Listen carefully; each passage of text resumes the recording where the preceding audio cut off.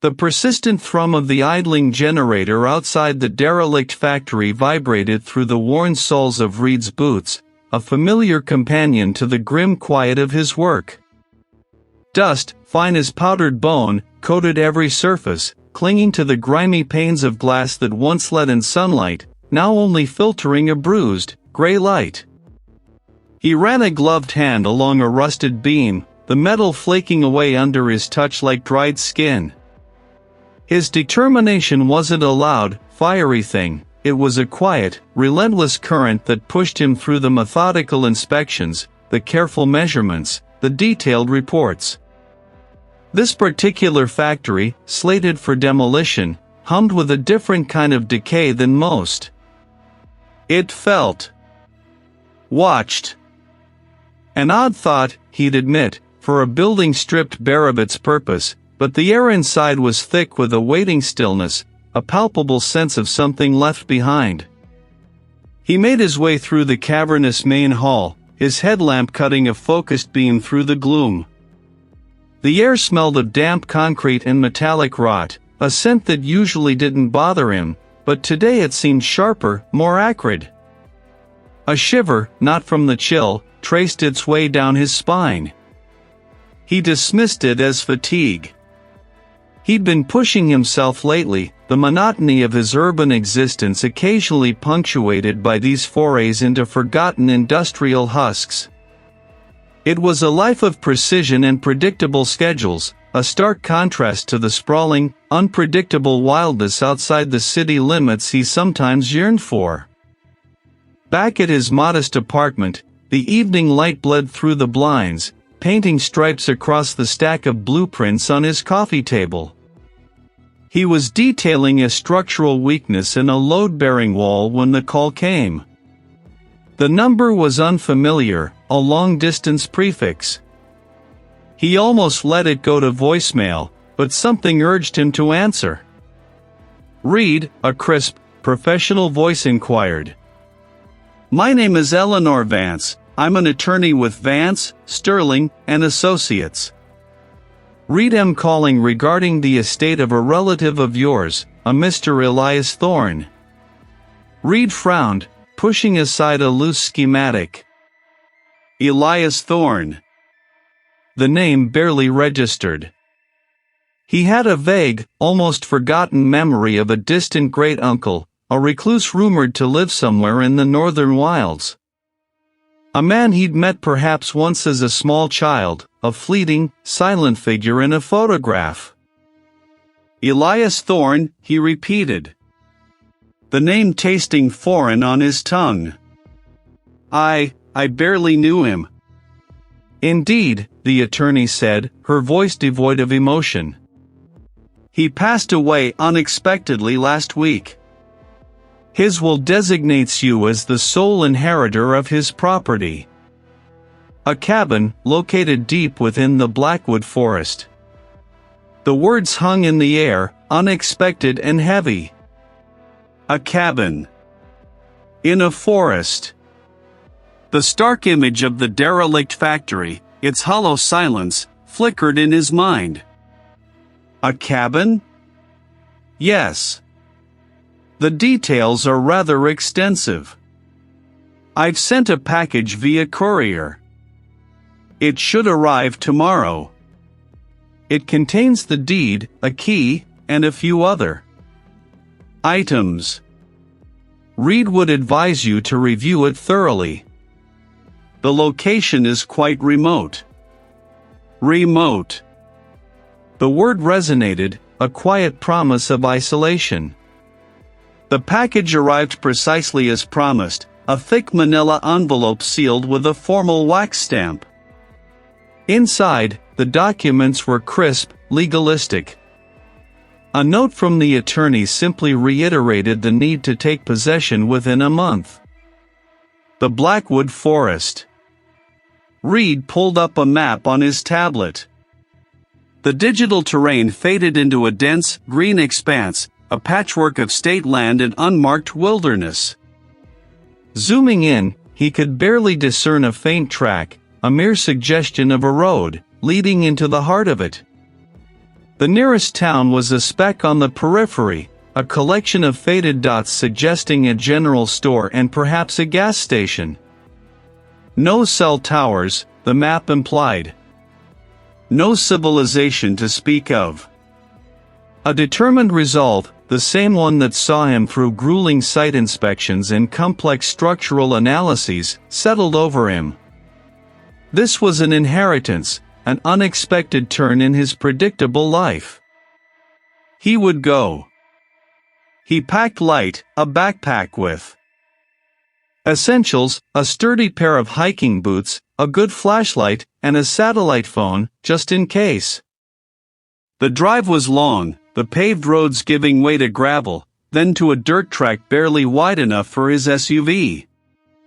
Trees, ancient and gnarled, began to crowd the edges of the path, their branches intertwining overhead, creating a perpetual twilight. The air grew cooler, carrying the damp, earthy scent of decaying leaves and pine needles. The sounds of the city, the hum of traffic, the distant sirens, faded into memory, replaced by the rustle of unseen creatures in the undergrowth, the sigh of the wind through the canopy. He hadn't seen another vehicle for over an hour. The isolation was profound, a physical weight pressing in from all sides. He gripped the steering wheel tighter, his knuckles white.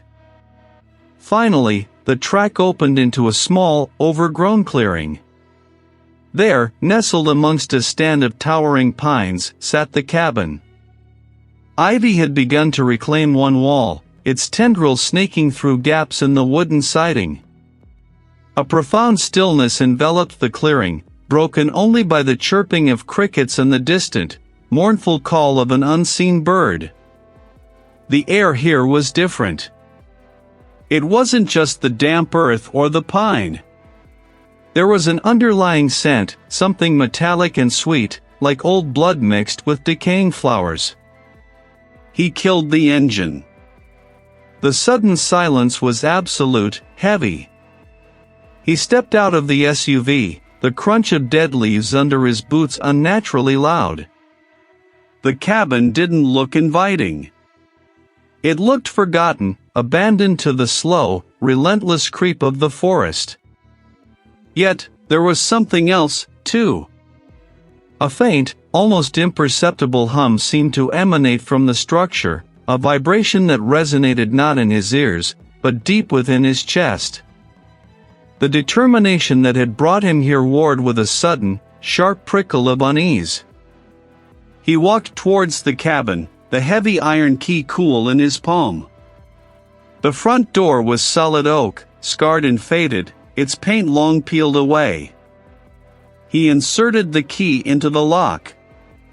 It turned with a groan of ancient metal, a sound that seemed to echo through the silent clearing, a sound that felt less like an opening and more like a warning. He pushed the door inward. A gust of stale, cold air, thick with the scent of dust and something else, something indefinable and ancient, washed over him. He stepped inside. He pulled out his flashlight, its beam cutting a stark path through the gloom, revealing a single, sparsely furnished room, shrouded in white sheets. But it wasn't the dust or the decay that caught his attention. It was the feeling. The air was heavy, charged, as if holding its breath. He was not alone. The drive to the cabin felt endless, a tunnel of green that swallowed the last vestiges of the paved road. Dust plumed behind the tires, a silent, swirling testament to disuse. When the cabin finally emerged from the dense growth, it was more imposing than the photographs suggested, timbers bleached to a spectral gray, a sagging porch, windows like vacant eyes. It sat low to the earth, nestled amongst ancient pines whose needles formed a perpetual, silencing carpet. Reid parked, the engine's final cough echoing in the profound quiet. He spent the first afternoon simply moving boxes inside, a futile gesture against the cabin's inherent stillness. The floorboards groaned beneath his weight, each complaint a separate voice in the otherwise silent structure. He tried to ignore them, focusing on the simple, physical act of placing things. Before the light truly faded, a pragmatic thought struck him. The inherited papers had included a rough, almost indecipherable map, marking a nearby storage unit, a term that felt absurd in this wilderness. Curiosity, and the practical need to retrieve a specific tool he knew the relative had owned, pulled his back into the vehicle. The map led him deeper into the woods, down a track even more overgrown than the one to the cabin, until the trees thinned abruptly, revealing a clearing. It was not a storage unit, not in any modern sense. Instead, a sprawling, skeletal structure loomed, its corrugated iron shell rusted to the color of dried blood. This was the derelict factory. Broken windows gaped like missing teeth, and the wind, even on this still afternoon, whistled through unseen cracks, creating a low, mournful sigh. A sign, half devoured by rust and ivy, still bore the faded, blocky letters, Westwood Timber and Mill. Reid stepped out, the gravel crunching under his boots, a sound swallowed instantly by the factory's oppressive silence. The air here was different, heavier, thick with the scent of decay and something acrid, like old machine oil mingled with stagnant water. He found a padlock, thick with verdigris, on a smaller side door. It yielded with a groan to the key he'd found tucked into the relative's desk drawer. He flicked on his flashlight, its beam cutting through the gloom, illuminating towering, rusted machinery draped in cobwebs, skeletal remains of conveyor belts, and stacks of crates covered in decades of grime. He moved cautiously, the beam dancing over the forgotten landscape. Each step echoed, amplified by the vast, empty space. He found no tool, no specific box. Only the overwhelming sense of something having been left behind, deliberately forgotten. He saw a small, metal strongbox wedged beneath a stack of decaying pallets. It was locked, and the key wasn't among the relative's effects. A strange, almost magnetic pull drew into it, but the light was failing, and the factory felt too. Watchful. He left it, a promise to himself to return, a promise he immediately regretted making. As he unpacked a box of books, a faint scratching began, a delicate, almost hesitant sound, somewhere behind the wall near the fireplace. He paused, listening. It stopped. He told himself it was just mice, the kind of nuisance common in old, isolated structures. The cabin was old, after all, settling. Later, while he ate a simple meal by the stove's warmth, a floorboard directly above him gave a long, drawn-out groan, as if someone had just shifted their weight in an empty room. He looked up, his fork halfway to his mouth. Nothing. He attributed it to the house cooling, the wood contracting. It was an old cabin. These things happened. He went to bed early, exhausted. Sleep came slowly, punctuated by the cabin's sighs and creaks. He lay still, his breath held. The cabin was utterly silent again. He dismissed it as a dream fragment, a trick of the mind in an unfamiliar place. The next morning, he made coffee, trying to shake off the lingering sense of unease. He walked into the small living area, intending to open the curtains fully, and stopped. The heavy, leather-bound book he'd been reading the previous night, left face down on the small table beside the armchair, was now closed, resting neatly on its spine. He hadn't closed it. He was certain he hadn't. He picked up the book, A Mundane History of Local Flora. There was nothing remarkable about it, yet its repositioning gnawed at him. He set it down, a deliberate act, trying to reassert control. He moved to the small, built-in bookshelf that lined one wall, intending to organize his own meager collection alongside the relatives. It gave way with a faint click. Behind it, tucked into the dusty recess, was a small, ornate wooden box, its surface carved with intricate, twisting patterns that resembled knotwork. Next to it, a slim, leather-bound journal, its pages yellowed and brittle. The journal had no title, just a single, stylized symbol pressed into the cover, a jagged, almost claw-like mark. He pulled them out, the wood of the box smooth beneath his fingers, the leather of the journal cool and dry. It wasn't a creak. It was a deliberate knock. Reid's fingers, slick with grime, fumbled with the rusted padlock. The metal shrieked, a sound that seemed to tear at the pervasive silence of the derelict factory, echoing briefly before being swallowed by the vast, empty space. He pulled the heavy chain free, the clatter jarring in the oppressive quiet, and pushed against the corrugated metal door. It groaned, scraping a deep furrow into the concrete floor, before lurching open just enough for him to squeeze through. Dust motes danced in the sparse shafts of light that pierced the grimy windows high above, illuminating skeletal machinery draped in cobwebs. The scale of the place was immense, a cathedral of rust and forgotten industry. Reid moved cautiously, his boots crunching on scattered debris, shattered glass, rusted bolts, the desiccated remains of small creatures. Every step felt like an intrusion, a desecration of a tomb. He spent an hour navigating the labyrinthine interior, his breath pluming in the frigid air. The relative, a man Reid had only met twice, had apparently used this place for storage, or perhaps as a workshop for some obscure hobby. Mostly, it was empty, a monument to a forgotten past. The lock was simple, broken easily with a pry bar he found nearby.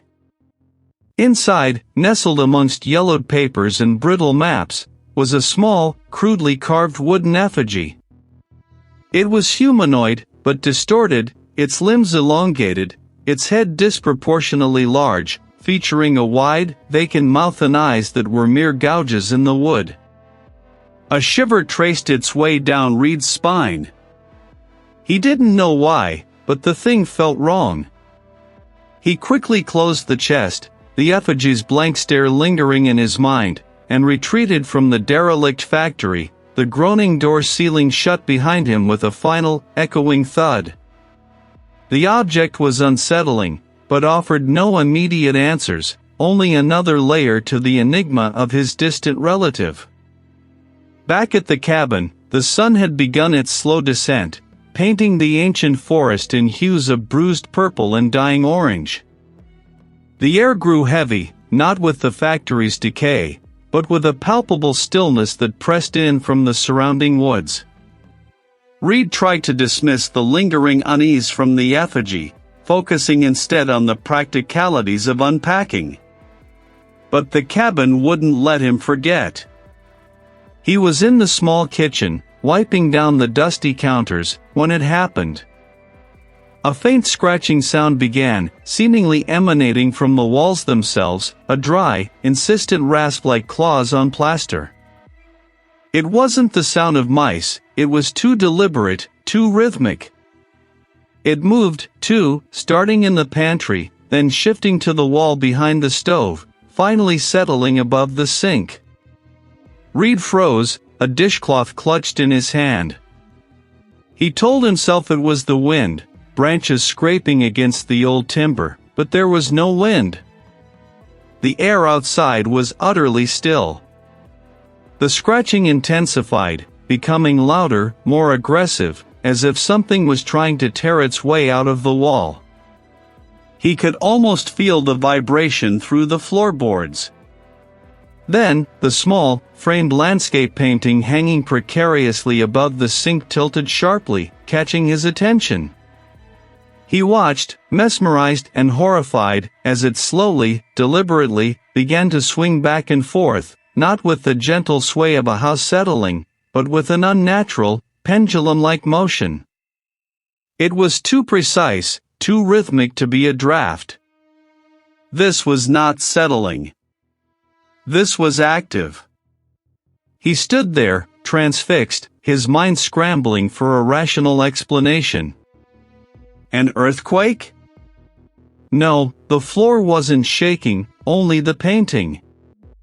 A trick of the light? But he saw it, clearly, undeniable. The scratching abruptly stopped, replaced by a low, guttural thrum that seemed to vibrate through the very foundations of the cabin. It wasn't a sound so much as a resonance, a deep, unsettling hum that made the hairs on his arms stand on end. He backed away slowly, his eyes darting around the small kitchen, half expecting something to burst forth from the walls. The painting continued its unnerving swing, a silent, violent punctuation mark to the pervasive thrum. He couldn't rationalize this away. Not anymore. This wasn't old pipes or an overactive imagination. This was something else. Something intentional. The next morning, sleep having been a fitful, shallow affair, Reid felt a new resolve harden within him. The fear was still there, a constant not in his stomach, but it was now laced with a desperate need for understanding. He couldn't live like this, not knowing, not comprehending what malevolence might be lurking just beyond his sight. He needed answers, and he knew they wouldn't come from the cabin itself, not directly. He drove to the nearest small town, a collection of weather-beaten buildings clinging to the edge of the forgotten forest. The general store was also the post office, and its proprietor, an elderly woman with eyes that seemed to hold generations of quiet observation, directed him to the town's small, dusty historical society. The building was a converted schoolhouse, smelling of mildew and forgotten paper. A stern-faced archivist, her spectacles perched on the end of her nose, reluctantly granted him access to the local archives. Reid began to pore over ancient land deeds, crumbling newspaper clippings, and faded town records. He searched for his distant relative's name, for any mention of the cabin, or the specific tract of land it occupied. Hours bled into one another. He found scattered mentions of the relative, a recluse known for his eccentricities, but nothing truly illuminating. Then, buried deep within a ledger of property transfers from the late 1800s, he found it. The cabin's address, meticulously recorded, followed by a cryptic notation, deed transferred from Blackwood to Blackwood, under terms of the Old Covenant. Reid's breath hitched. Old Covenant. The words felt heavy, ancient, and deeply unsettling. He dug further, cross-referencing names, tracing the lineage of the land. He discovered that the property had remained within the same family line for centuries, always passing from one Blackwood to another, even when the family name itself shifted through marriages or adoptions. It was a closed loop, an unbroken chain. Further, he unearthed an article from a local gazette, dated 1903, detailing the unexplained disappearance of a young woman from the Blackwood property. The article was brief, dismissive, chalking it up to a runaway. But a handwritten note scrawled in the margin, in faded ink, caught his eye. It simply read, "Another offering. Another offering. The forest demands its due." He thought of the unsettling effigy, the inexplicable events in the cabin, the pervasive sense of wrongness. His family, this land, and something ancient and malevolent, were intrinsically linked. A pact. A lineage of sacrifice. The words echoed in his mind, growing louder, more terrifying, with each passing moment. The words still burned behind Reid's eyes, another offering. The forest demands its due.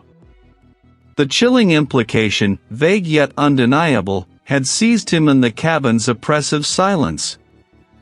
This was a pattern, a malevolent cycle, and he was caught in its spiraling maw. He wouldn't be another unwitting participant. He would understand. He spent the rest of the night poring over the scattered notes and fragmented journals he'd unearthed in the cabin. Most were mundane, faded entries about harvests or weather, but a few held cryptic references. It was a long shot, but it was a lead, a direction away from the cabin's suffocating grip. Dawn brought a weak, watery light, but no warmth. The air was thick with the scent of damp earth and pine needles. Reid packed a small bag, a flashlight, a multi-tool, some water. The walk to the derelict factory was longer than he anticipated, the forest path overgrown and reclaiming itself. The trees, once merely imposing, now felt like silent, watchful sentinels, their branches skeletal fingers reaching for the pale sky. He kept glancing over his shoulder, a prickling sensation on his nape, as if the forest itself was reluctant to let him leave its domain. Finally, the trees thinned, giving way to a vista of skeletal metal and crumbling brick. Rust-stained walls rose like ancient cliffs, punctuated by gaping, glassless windows that stared out like vacant eyes. The air here was different, heavy with the metallic tang of corrosion and the musty scent of long-abandoned industry. Reid pushed through a sagging chain-link fence, the rusted links groaning in protest. The ground inside was a treacherous carpet of shattered glass, concrete rubble, and weeds that clawed through every crack. The main factory floor was a vast, cavernous space, columns of flaking paint soaring towards a ceiling perforated by holes that let in slivers of weak daylight. Massive, inert machinery lay half buried in dust and grime, their gears locked in a perpetual, silent scream. Every echo of his footsteps seemed to stretch and distort, making the space feel even larger, emptier, more desolate. He moved deeper, his flashlight beam cutting through the gloom, illuminating ghostly shapes and spider-web-draped corners. He searched for anything resembling an office, a storage area, or a place where a ledger might be kept. The dust was thick, coating everything in a fine, gray shroud. A vague sense of his ancestors working here, their lives intertwined with this industrial husk, stirred within him. It looked like an administrative office. The door, a warped slab of splintered wood, hung precariously on one hinge. A single, rickety wooden desk stood amidst overturned chairs and scattered papers, its surface buried under decades of dust. His eyes caught on a loose floorboard near the back wall, almost hidden by a collapsed shelf. He knelt, prying at the board with the claw of his multi-tool. It resisted, groaning, then finally gave way with a splintering crack. Beneath it, nestled in a shallow cavity, was a heavy, leather-bound book. It wasn't a ledger in the traditional sense, but a journal, its cover worn smooth by time, its pages thick and yellowed. The first page was dated nearly 2 centuries ago. The handwriting was neat, precise, but the words were anything but. Reid's breath hitched as he began to read, his flashlight beam trembling slightly. It was a chronicle, meticulously kept by an ancestor named Elias. It detailed not the factory's production, but a pact. A terrible, ancient pact made generations ago, when the land, then a wild, untamed wilderness, had claimed the lives of their crops, their livestock, and their children. A harsh winter, a blight, a sickness that swept through the small settlement. Desperate, starving, and facing annihilation, the first Reid had sought guidance from the old ways, from the land itself. The journal described a ritual, a bargain struck with an entity, a primordial force tied inextricably to the very soil beneath the cabin. The entity demanded sustenance, a periodic offering to ensure the prosperity and safety of the lineage. Not coin, not goods, but life. A life. Every generation. A sacrifice to appease the hunger of the forest. The journal detailed the specifics, the timing, the location, the nature of the offering. It explained that the entity was bound to the land, to the ancient burial ground upon which the cabin now stood, and its influence spread, subtly at first, then aggressively, if its demands were ignored. His vision blurred, not from the dim light, but from the sheer, crushing weight of the revelation. His family. His lineage. They weren't just living on ancient land, they were bound to it by blood and sacrifice. The forest demands its due wasn't a metaphor. It was a literal, terrifying contract. He read further, his eyes scanning for answers, for a way out. The journal entries grew more frantic, the handwriting less steady, as Elias detailed the increasing malevolence of the entity when an offering was delayed or insufficient. They were manifestations of its growing impatience, its hunger. A low groan echoed from somewhere deeper within the factory, a sound like grinding teeth or shifting stone. Reid froze, his heart hammering against his ribs. It wasn't the wind. It was a sound that seemed to come from the very foundations of the earth, vibrating through the concrete floor beneath him. He was no longer just a curious inheritor.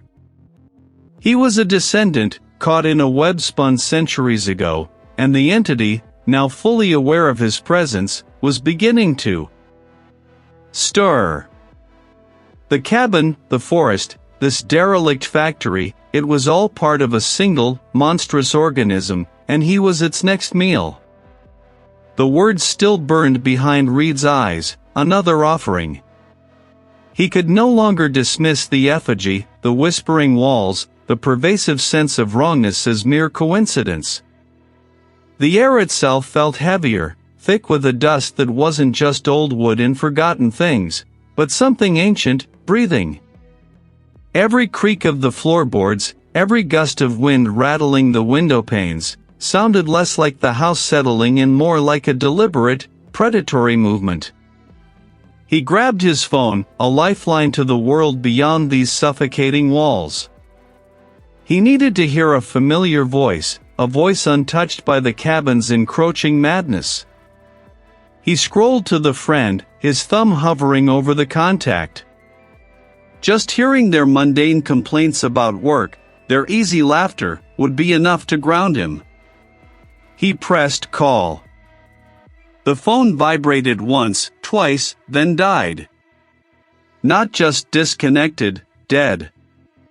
The screen went black, lifeless, despite being fully charged just an hour ago. Then, he remembered the landline, a relic built into the wall near the kitchen. He hadn't noticed it before, a beige rotary phone, surprisingly clean amidst the grime. He walked towards it, a strange sense of compulsion guiding his steps. He picked up the receiver. No dial tone. Just a low, persistent static, like a distant ocean's roar, or perhaps, the murmur of countless hushed voices. He pressed it to his ear, listening intently. The static seemed to coalesce, to form a pattern, a rhythm. Then, from within the white noise, a sound emerged. It wasn't a voice, not exactly, but a series of elongated, guttural clicks, followed by a faint, wet-sucking noise. It was indistinct, yet undeniably there, pressing against his eardrum, a sound that felt less heard and more felt, a vibration in his bones. It spoke of hunger, of something vast and ancient stirring just beneath the surface of his perception. He ripped the receiver from his ear, dropping it onto its cradle with a clatter. The cabin seemed to sigh around him, a long, drawn-out exhalation. He was being watched, not just by the cabin, but by whatever permeated it. It was distinct from the cabin's musty odor, sharp and acrid. It was the smell of the forest, yes, but more. It was a scent that promised an answer, an explanation for the horror that was consuming him. It pulled him, an invisible thread tugging at his resolve. It was a lure, a trap, yet he felt powerless to resist. He grabbed the heavy iron key he'd found weeks ago, the one that didn't seem to fit any lock in the cabin, and pocketed it. He stepped out into the deepening twilight. The forest loomed, a wall of skeletal trees, their branches clawing at the bruised sky. The air was frigid, biting at his exposed skin. The metallic scent grew stronger, leading him not deeper into the woods, but along a rarely used, overgrown track that curved away from the main road. The ground underfoot grew rougher, littered with shattered glass and rusted metal fragments. The scent intensified, becoming almost unbearable, a blend of iron and something vaguely organic, like forgotten blood. Then, through a thinning of the trees, he saw it. A hulking, skeletal structure against the bruised sky, a derelict factory. Its windows were shattered eye sockets, its corrugated metal walls ripped open like flayed skin, exposing rusted girders and crumbling brickwork. It was vast, desolate, and utterly silent save for the wind whistling through its broken shell. Why here? What connection could this industrial ruin have to the ancient cabin, to his family's forgotten past? The entity wasn't just in the cabin, it was everywhere, reaching out, pulling him into its web. He pushed open a sagging metal door, its hinges groaning in protest, a sound like a tortured scream. The air was thick with the smell of decay, rust, and something else, something sickly sweet, a faint, lingering odor of rot. He moved deeper, his footsteps crunching on debris, each sound amplified, swallowed by the vast emptiness. He kept his hands outstretched, navigating by instinct, his breath fogging in the frigid air. He found himself in what looked like an old processing area, a large, corroded vat standing like a forgotten monument in the center. The metallic tang was overwhelming here. Etched into the base of the vat, almost hidden by rust and grime, was a symbol. It was crude, yet intricate, a swirling pattern that seemed to devour itself, reminiscent of the pattern he'd seen on the effigy in the cabin. Beside it, barely legible, were carved words, the lineage. The offering. The words, the symbol, the lingering smell of something ancient and horrifyingly organic. This wasn't just an old factory, it was a site, a place of convergence. Another offering from the cabin, the forest demands its due, it all clicked into place with a terrifying finality. His family hadn't just made a pact, they had fed something. The sacrifices weren't symbolic, they were brutally, viscerally real. And the derelict factory, a place of industry and production, had been repurposed for a far more sinister kind of harvest. Reid spun around, his heart hammering against his ribs. Nothing. But the sound had been too real, too distinct. He wasn't alone. The entity was here, with him, confirming his discovery, claiming its territory. He felt a sudden, intense pressure on his chest, as if an invisible hand were pressing him down.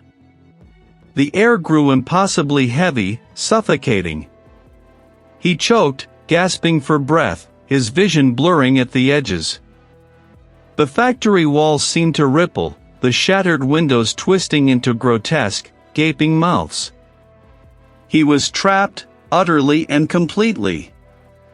The cabin was merely the bait. This factory, this place of ancient, horrific sustenance, was the true snare. He was not just an heir, he was the next offering. He was caught in a current, a dark undertow pulling him toward a fate he was only just beginning to comprehend. A sudden, sharp metallic clang echoed from deeper within the factory, making him flinch. It sounded like a heavy chain dragged across stone, though he saw nothing move in the cavernous gloom. His breath hitched. He had to get out. This was beyond a crumbling cabin or unsettling dreams. This was real, tangible proof of a malevolent force, and it was demanding blood. Reid fumbled for his phone, his fingers slick with a sudden sweat. He pressed the power button again, then again, a growing panic seizing him. Nothing.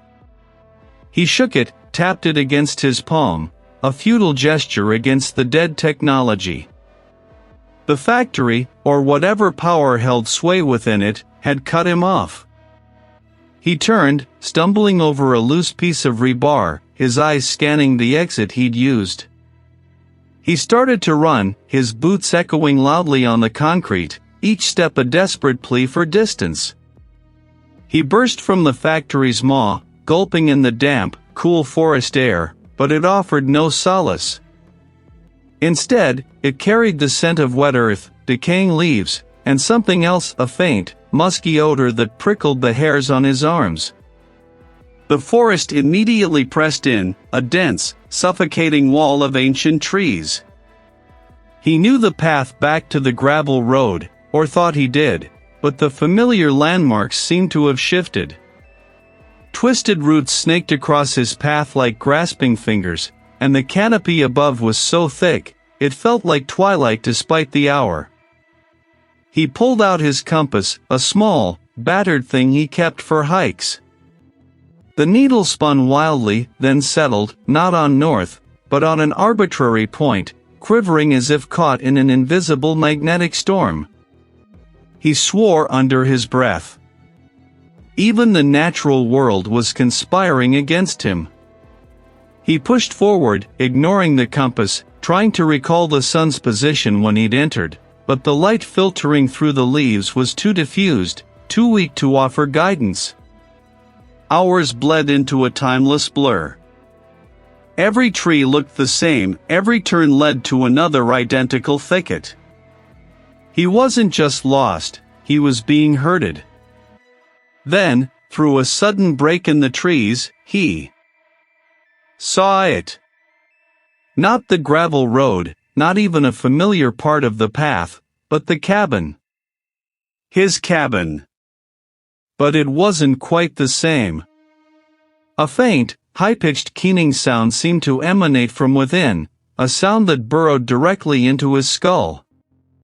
He stumbled towards it, drawn by a terrible, magnetic pull he couldn't resist. Or perhaps, he was simply too exhausted to fight the current any longer. Reid pushed the front door open. It creaked inward with a sigh, revealing the familiar interior, yet everything felt alien. The air was heavy, charged with an invisible presence. He could feel eyes on him, countless unseen eyes, pressing down, weighing him, judging him. His mind, once a fortress of logic and reason, was beginning to crumble under the relentless assault. Now. Before he was entirely consumed. He spun around, desperate to escape the suffocating presence, to run back into the deceptive sanctuary of the forest. But the doorway, just moments ago a clear path, was now shrouded in a swirling, inky mist that seemed to writhe and pulse. Reid was trapped. The revelation, fresh and chilling, had settled deep in his bones, colder than the concrete floor beneath his boots. Another offering. The forest demands its due. The words had echoed in the cavernous space, not from an outside source. As a chilling clarity in his own mind, a sudden, horrifying understanding that burrowed into his very core. He stood, frozen, the beam of his flashlight dancing nervously across peeling paint and skeletal machinery, his breath shallow. It was here, amidst the decay, that the truth had begun to coalesce. He moved deeper into the factory's maw, past rusted vats and conveyor belts draped in cobwebs like ancient tapestries. He followed an instinct, a pull that wasn't his own, toward a section of the factory floor that seemed unnaturally quiet, even for this dead place. Here, a massive, unmoving press, its gears locked in a final, agonizing groan, dominated the space. Newer. Or rather, older, exposed. It felt ancient, out of place in this industrial tomb. He found a seam, a subtle line in the stone, and pressed against it. The passage was short, opening into a small, circular chamber, clearly not part of the factory's original design. The walls here were also of the rough-hewn stone, but they were not bare. They were covered in carvings, etched deep into the rock, almost like petroglyphs, but more intricate, more disturbing. At the base of the tree, human figures knelt, their heads bowed, their hands outstretched towards the vortex. As his gaze lingered on the carvings, a low hum vibrated through the stone, through the soles of his boots, up into his chest. It wasn't a sound he heard with his ears, but felt in his bones. The air grew impossibly heavy, thick with the scent of loam and something sweet, sickly, like sap mixed with decay. Then, his gaze fell upon a single, larger slab of stone in the center of the chamber. On its surface, carved into the stone, was a symbol he recognized from the cabin, from the strange markings on the wooden beams, from a fleeting vision in a dream, a twisted spiral, like a coil of rope, ending in a single, sharp point. As he stared at the symbol, the hum intensified, vibrating through his teeth, rattling his skull. Images flashed behind his eyes, not memories, but visions pressed upon his mind. He saw the ancient forest, not as it was now, but primal, untouched. He saw a pact being made, a desperate bargain in the shadow of that gnarled tree, a promise whispered to the earth itself. Not to a god, not to a demon, but to something far older, far more elemental. The entity wasn't a spirit in the traditional sense, not a ghost haunting a house. It was a hunger, born from the very land, awakened by the desecration of the burial ground, given form and power by the desperation of his ancestors. It was the forest's ancient, insatiable appetite, channeled, focused, and bound to his bloodline by that desperate pact. It demanded life. It demanded vitality. It demanded sustenance. The carvings on the wall pulsed with a faint internal light, and the figures seemed to writhe. He saw the vortex at the base of the tree not as a symbol, but as a drain, a maw.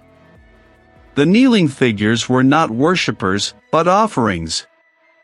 The pact was not for protection, but for deferment, a payment plan for the land's continued bounty.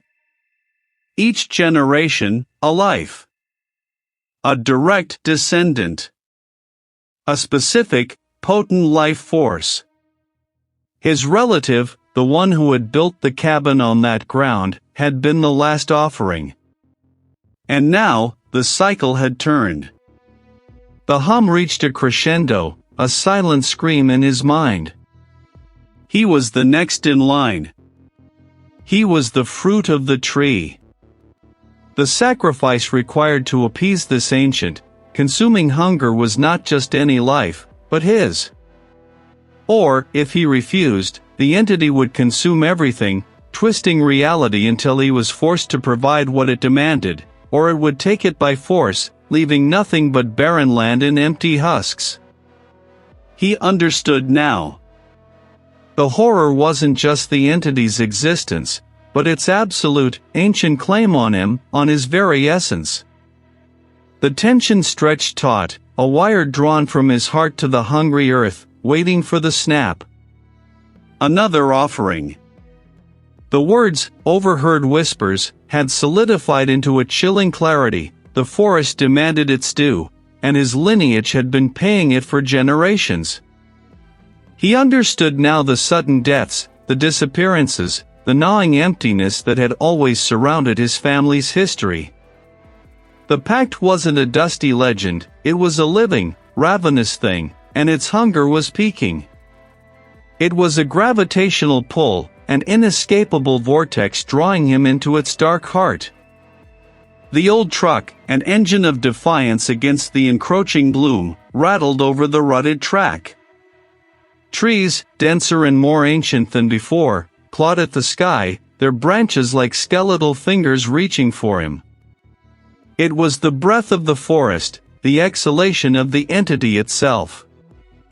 He remembered the old, leather-bound ledger, half buried beneath a loose floorboard in the cabin's study. It was filled with cryptic entries, names, dates, and symbols he hadn't understood. Now, he knew. It was a chronicle of offerings, a testament to the pact. He would burn it. He would sever the lineage's connection, not with another life, but with a defiant act of erasure. The cabin loomed, a black silhouette against a bruise-colored sky. The front door, usually stiff, now swung inward with an unnerving ease, as if anticipating his arrival. The floorboards groaned beneath his boots, a chorus of protest. His fingers, trembling, fumbled at the loose floorboard. The ledger was there, waiting. He flipped through the brittle pages, the faded ink bleeding into the yellowed paper.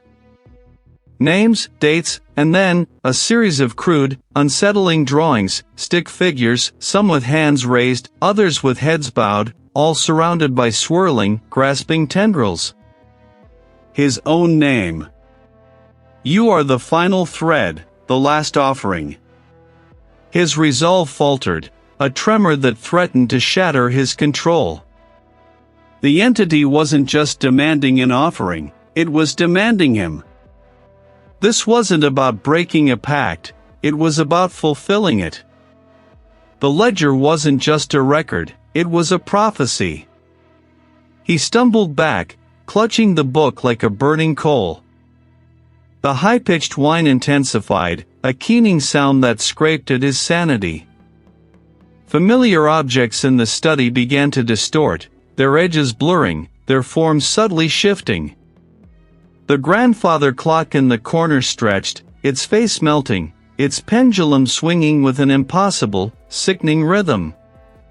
The bookshelves seemed to undulate, the spines of the books writhing like trapped worms. The pact demands a willing heart. A final, perfect surrender. Reid squeezed his eyes shut, trying to block out the visual assault, but the sounds, the smells, the overwhelming pressure, they were inescapable. He was surrounded, utterly consumed by the manifestation of the entity. But a spark of defiance, small but fierce, ignited within him. He wasn't just a name in a ledger, he was Reid. He staggered towards the stone hearth, where a few embers still glowed faintly from a fire he'd lit days ago. He would not surrender. He would not be willing. With a guttural cry that tore from his throat, Reid thrust the ancient ledger into the dying embers. The leather shrieked, a sound both sickening and triumphant, as the flames eagerly devoured the brittle pages. The ink, as it burned, flared with an unnatural, sickly green light, and the images of the stick figures seemed to writhe and contort one last time before dissolving into ash. The cabin erupted. The keening sound became a deafening roar, a tempest of unseen forces. The walls groaned, the floorboards bucked, and the very air around Reid solidified into an unbearable pressure, threatening to crush him. He gasped, his lungs burning, his vision blurring. He was being torn apart, not physically, but spiritually, psychologically. Then, as suddenly as it had begun, it stopped. The distorted objects in the study slowly, agonizingly, returned to their mundane forms. Reid stood, trembling, clutching at his chest, his breath coming in ragged gasps. The burnt remnants of the ledger lay in the hearth, a pile of blackened ash. He had done it. He had burned the record. Had he truly broken the pact, or merely delayed its final claim? The air was still thick with the smell of burnt paper and something else, something metallic and sweet, like fresh blood. Reid's lungs burned, a raw, searing pain that clawed its way up his throat. He gasped, a ragged, desperate sound, as if surfacing from an impossible depth. The suffocating pressure, the unseen tendrils that had brushed against his skin like damp grave soil, the overwhelming presence that had consumed him, it all receded with a sudden, violent wrench. He felt himself being pulled, then dropped, like a discarded rag doll. The world spun, a dizzying kaleidoscope of gray and shadow, before settling into a stark, unsettling stillness. His eyes fluttered open, gritty, and reluctant. The familiar rough-hewn beams of the cabin, the comforting scent of ancient wood and pine, were gone. Instead, a sickly, uniform gray light filtered through grimy, shattered skylights high above, casting long, distorted shadows across a vast, echoing space. The air tasted of rust and decay, metallic and acrid, a stark contrast to the earthy, fungal tang of the forest. This wasn't the cabin. It wasn't even the forest.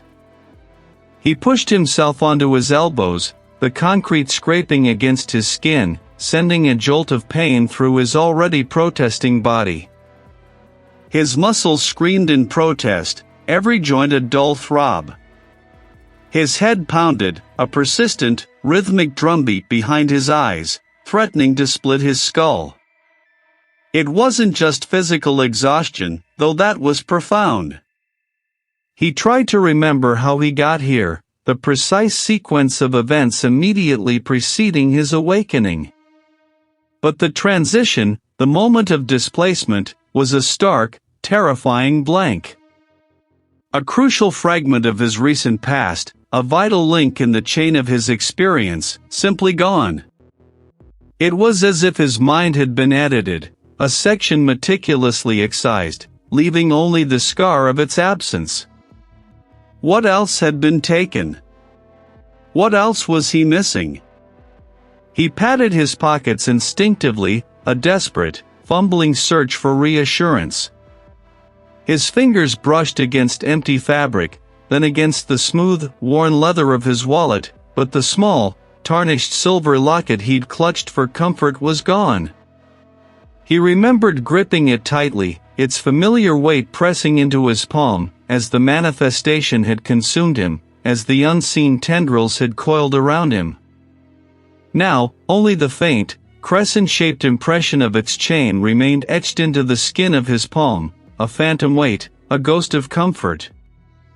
A tangible loss, a piece of his connection to the past, a silent plea for protection, sacrificed or simply taken. He felt a profound sense of bereavement, not just for the object itself, but for what it represented, a last thread of normalcy, a fragment of his heritage that had somehow offered solace. And now, even that was gone. Massive, skeletal machinery loomed in the gloom, their forms draped in thick cobwebs, their purpose long forgotten. He wondered about the cabin, if it too was silent now. Had the confrontation worked? Had he driven the entity back, or perhaps appeased it? And he had certainly paid, losing not just his strength, his memories, but a piece of his very connection to who he was. Had his sacrifice been enough to quiet the horror in the woods? Nothing this ancient, this malevolent, was ever truly satisfied. He stumbled towards a broken window, drawn by the weak light, his boots crunching on shattered glass and debris. The pale, watery sunlight illuminated a section of a distant, peeling mural on a crumbling concrete wall. It was crude, almost childish in its execution, yet undeniably disturbing, a sprawling depiction of gnarled, intertwined roots, snaking upwards, culminating in vaguely humanoid figures, their limbs distorted, their faces featureless. His breath hitched, catching in his raw throat. The symbols, the intertwined motifs, the sense of organic corruption, they were eerily, sickeningly similar to the carvings he'd seen etched into the cabin's foundation, the ancient, almost forgotten symbols of the pact. It wasn't just the cabin. The horror wasn't confined to that ancient structure, or even that specific, isolated patch of forgotten forest. It was a spreading contagion, a tendril reaching out, its influence seeping into forgotten, decaying places, marking them as its own. The mural wasn't a coincidence, it was a mark, a declaration. The pact wasn't broken, it had merely relocated, expanded its reach, finding new ground to root itself. The sacrifice he made, the locket, the missing memories, they weren't enough to end it. They were merely the cost of entry into a larger, more terrifying game, a game that had just moved its playing field. The derelict factory was not an escape, it was merely the next chamber in a sprawling, unseen prison, a new manifestation of the same ancient horror. Reid looked out at the desolate landscape beyond the broken window, the gray sky mirroring his own exhausted, haunted eyes. He had survived, yes. But the cost was immense, and the true battle, he now understood with a sickening clarity, had only just begun. The suffocating pressure, the unseen tendrils that had brushed against his skin like damp grave soil, the overwhelming presence that had consumed him moments before, now receded, leaving behind a hollow ache in his chest. He lay sprawled on the cabin's rough floorboards, the taste of rust and something else, something ancient and bitter, coating his tongue.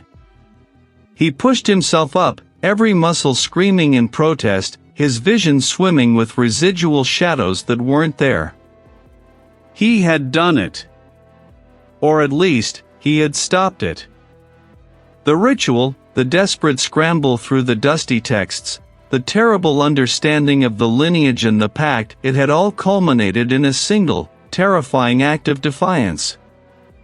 He had severed the last thread, cut the final anchor that bound the entity to his bloodline, to the cabin, to him. The air, though still heavy with the lingering scent of decay and damp earth, no longer pressed down with malevolent intent. He stumbled out of the cabin, not bothering to close the door. He didn't look back at the structure, a monument to a terrible secret. He just walked, one foot in front of the other, until the distant gleam of his truck through the undergrowth became a tangible goal. The drive was a blur of shaking hands on the steering wheel, the hum of the engine a dull drone against the ringing in his ears. He wasn't going home, not yet. There was one last thing, a final, grim chore that gnawed at him, a loose end that, if left untied, could unravel everything he had fought for. The knowledge he had unearthed from the cabin's hidden archives, the true extent of the pact, had pointed to a secondary locus, a place where the family had stored, perhaps even fed a sliver of the entity's power. A place long forgotten, derelict, but still pulsing with a faint, residual thrum. It took hours to find it, a sprawling skeleton of rusted metal and crumbling brick hidden deep within a forgotten industrial park on the outskirts of the nearest town. The derelict factory loomed under the bruised sky, its broken windows like vacant eyes staring out at nothing. The air here was thick with the metallic tang of decay, the damp breath of stagnant water, and a faint, acrid chemical odor that stung his nostrils. The wind whistled through gaping holes in the corrugated iron, a mournful, drawn-out cry that seemed to echo the emptiness within him. Puddles of dark water reflected the broken sky, and the concrete floor was littered with fallen debris, twisted girders, and ancient, forgotten tools. Every step he took sent echoes skittering through the vast space, each one a stark reminder of his isolation. He followed the directions he'd memorized, the cryptic notes from his relative's journal guiding him deeper into the factory's labyrinthine interior. He passed enormous, rusted vats, their surfaces pitted and flaking, then a line of silent conveyor belts, their rubber cracked and dry. The silence was not empty, it was a living thing, breathing, waiting. Finally, he found it. Tucked away in a forgotten corner, behind a stack of corroded oil drums, was a small, reinforced vault door. It wasn't as safe, but something more akin to a bunker entrance, built into the factory's foundation. The journal had spoken of a reservoir, a holding place for the lesser fragments. This was it. With trembling hands, Reid worked the combination he'd found etched into a hidden compartment within the cabin's hearth. The tumblers clicked with an unnerving precision, and then the heavy door groaned open, revealing a narrow, descending passage. A gust of fetid air, thick with the scent of damp earth and something indescribably ancient, washed over him, making him gag. He descended into the pitch black, relying on the small flashlight he'd brought. The passage opened into a cramped, circular chamber, its walls slick with moisture. Reid knew what he had to do. The journal had been explicit about the method of severance, the final act of purification. He grit his jaw, forcing himself to complete the task. Hours later, he emerged from the derelict factory, the vault door sealed behind him, the obsidian shards shattered and dispersed into the earth beneath the factory's deepest foundations. The air outside felt clean, sharp, but it offered no true relief. The ordeal had ended, the immediate threat vanished, but the victory tasted like ash. He drove away, the factory's silhouette shrinking in his rearview mirror. He had survived. He had broken the pact. But the world was no longer the same. They merely receded to the periphery, waiting. Reid was free, yes, but he carried the cabin, and the entity, within him now, a permanent scar etched onto his soul.